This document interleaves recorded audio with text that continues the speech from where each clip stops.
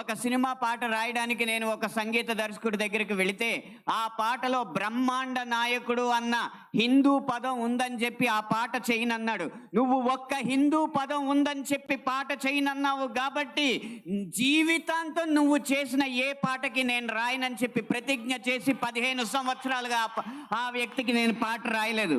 అలాగే ఒక పక్క రాష్ట్రం సంగీత దర్శకుడు వెళ్ళగానే దర్శక నిర్మాతలతో తిరుపతి ఆలయ విధానాలని విమర్శిస్తూ ఉంటే వాళ్ళు మిన్నక కూర్చుంటారు, ఎందుకంటే వాళ్ళకి మార్కెట్ ఉంది కాబట్టి. ఇదే మనం గీత గీయాలి కింద. సినిమా అనేది నేను ముందు చెప్పినట్టు వ్యాపారాత్మకమైన కళాత్మకమైన వ్యాపారం కాబట్టి ఆ వ్యాపారాన్ని సినిమాకి లేకుండా చెయ్యాలంటే హిందూ ధర్మాన్ని హననం చేసే సినిమాలని, హిందూ ధర్మంపై దాడి చేసే సినిమాలని ప్రభుత్వం బహిష్కరించకంటే ముందు మనం తిరస్కరించాలి.